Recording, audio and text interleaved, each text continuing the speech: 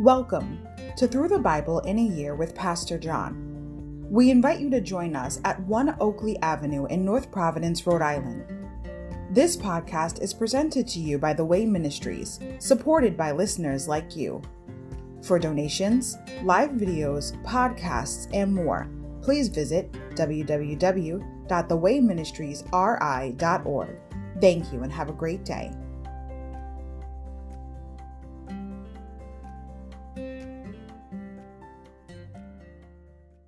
Hi, everybody.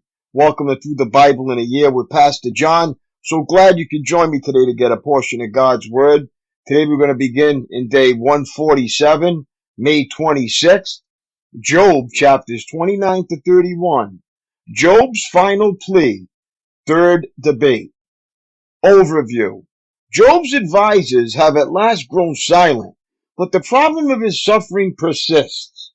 Nearly overcome by depression, he longs for the good old days when he enjoyed his wealth and the presence of his children. In contrast to his former position of status and prestige, Job now experiences mockery from the young men of the city, and ever present is the excruciating pain of his loathsome disease. Job pauses, he thinks back over his life. Is there some area of sin he has overlooked? No. Has he manifested any bitter or negligent attitude towards his neighbor? No.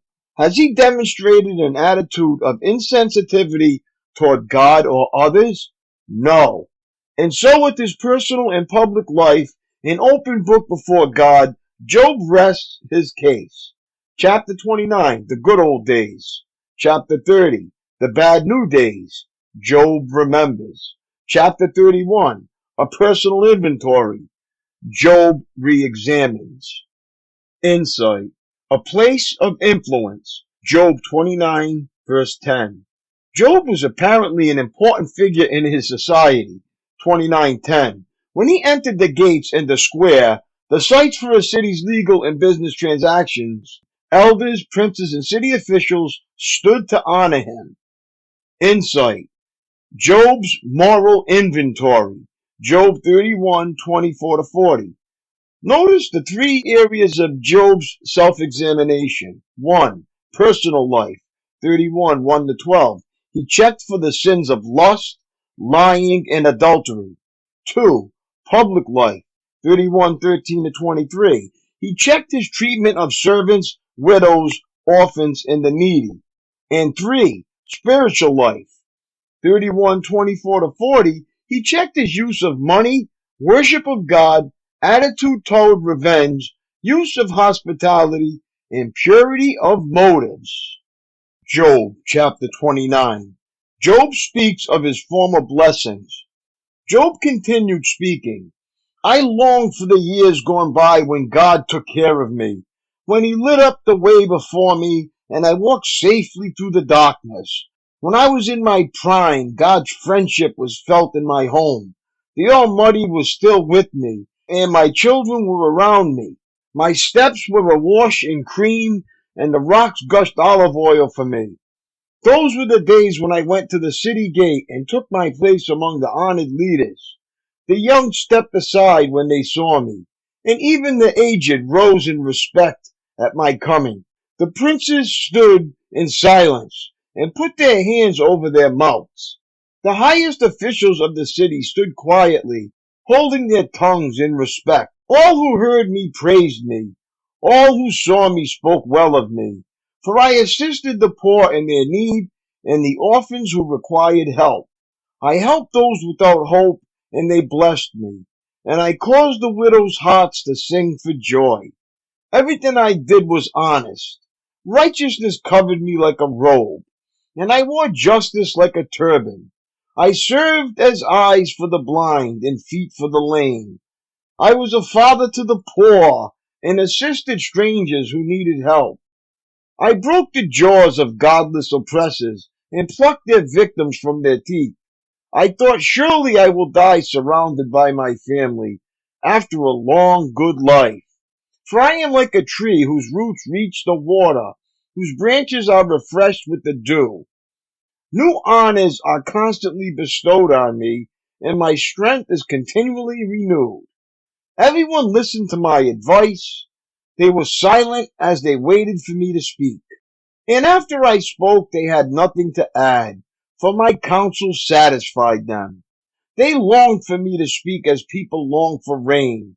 They drank my words like a refreshing spring rain. When they were discouraged, I smiled at them. My look of approval was precious to them. Like a chief, I told them what to do. I lived like a king amongst his troops, and comforted those who mourned. Job chapter 30. Job speaks of his anguish. But now I am mocked by people younger than I, by young men whose fathers are not worthy to run with my sheepdogs. A lot of good they are to me, those worn-out wretches. They are gaunt from poverty and hunger. They claw the dry ground in desolate wastelands. They pluck wild greens from among the bushes, and eat from the roots of broom trees. They are driven from human society, and people shout at them as if they were thieves. So now they live in frightening ravines, in caves and among the rocks. They sound like animals howling among the bushes, huddled together beneath the nettles. They are nameless fools, outcasts from society, and now they mock me with vulgar songs. They taunt me, they despise me, and won't come near me, except to spit in my face. For God has cut my bowstring. He has humbled me, so they have thrown off all restraint. These outcasts oppose me to my face. They send me sprawling and lay traps in my path. They block my road and do everything they can to destroy me. They know I have no one to help me. They come at me from all directions. They jump on me when I am down. I live in terror now. My honor has blown away in the wind, and my prosperity has vanished like a cloud. And now my life seeps away. Depression haunts my days. At night my bones are filled with pain, which gnaws at me relentlessly. With a strong hand God grabs my shirt. He grips me by the collar of my coat. He has thrown me into the mud. I'm nothing more than dust and ashes. I cry to you, O God, but you don't answer. I stand before you, but you don't even look. You have become cruel toward me. You use your power to persecute me. You throw me into the whirlwind and destroy me in the storm. And I know you are sending me to my death, the destination of all who live. Surely no one would turn against the needy when they cry for help in their trouble. Did I not weep for those in trouble? Was I not deeply grieved for the needy? So I looked for good, but evil came instead. I waited for the light, but darkness fell. My heart is troubled and restless. Days of suffering torment me. I walk in gloom without sunlight. I stand in the public square and cry for help. Instead, I am considered a brother to jackals and a companion to owls. My skin has turned dark, and my bones burn with fever. My harp plays sad music, and my flute accompanies those who weep. Job chapter 31. Job's final protest of innocence. I made a covenant with my eyes not to look with lust at a young woman. For what has God above chosen for us? What is our inheritance from the Almighty on high? Isn't it calamity for the wicked and misfortune for those who do evil? Doesn't he see everything I do and every step I take? Have I lied to anyone or deceived anyone? Let God weigh me on the scales of justice, for he knows my integrity. If I have strayed from his pathway, or if my heart has lusted for what my eyes have seen, or if I am guilty of any other sin, then let someone else eat the crops I have planted. Let all that I have planted be uprooted. If my heart has been seduced by a woman, or if I have lusted for my neighbor's wife, then let my wife serve another man. Let another man sleep with her, for lust is a shameful sin, a crime that should be punished. It is a fire that burns all the way to hell. It would wipe out everything I own. If I have been unfair to my male or female servants when they brought their complaints to me, How could I face God? What could I say when he questioned me? For God created both me and my servants. He created us both in the womb. Have I refused to help the poor or crushed the hopes of widows? Have I been stingy with my food and refused to share it with orphans? No. From childhood I have cared for orphans like a father. In all my life I have cared for widows. Whenever I saw the homeless without clothes and the needy with nothing to wear, did they not praise me for providing wool clothing to keep them warm? If I raised my hand against an orphan, knowing the judges would take my side, then let my shoulder be wrenched out of place. Let my arm be torn from its socket. That would be better than facing God's judgment. For if the majesty of God opposes me, what hope is there? Have I put my trust in money or felt secure because of my gold? Have I gloated about my wealth and all that I own?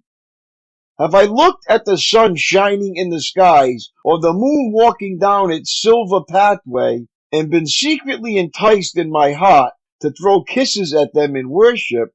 If so, I should be punished by the judges, for it would mean I had denied the God of heaven.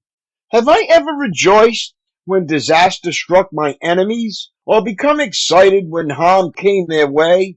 No, I have never sinned by cursing anyone or by asking for revenge. My servants have never said, "He let others go hungry." I have never turned away a stranger, but have opened my doors to everyone. Have I tried to hide my sins like other people do, concealing my guilt in my heart? Have I feared the crowd or the contempt of the masses, so that I kept quiet and stayed indoors? If only someone would listen to me. Look, I will sign my name to my defense. Let the Almighty answer me. Let my accuser write out the charges against me. I would face the accusation proudly. I would wear it like a crown, for I would tell them exactly what I have done. I would come before him like a prince.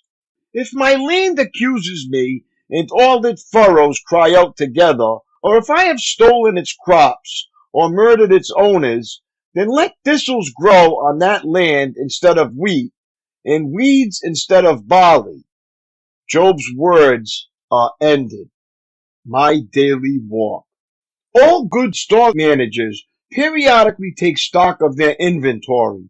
They carefully examine their goods to see what they have on hand and what they don't, what they need to buy for their shelves and what they need to throw away.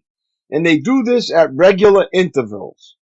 That's precisely what Job did in chapter 31. He took stock of his life to see where his character, conduct, and spiritual life were deficient. Although there was no grave area of sin, Job's attitude of confession prepared him for God's instruction later. When was the last time you took personal inventory in your life? Right now, check up on your personal thought life, your behavior toward others, and your walk with God. Confess your areas of sinful neglect, thank God for your areas of strength, and map out a project today to begin restocking the shelves in places where you are weak.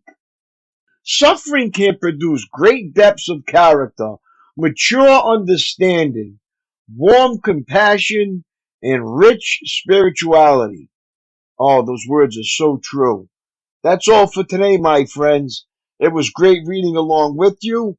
Have a great day, and God bless. And I will see you tomorrow. Lord willing, peace.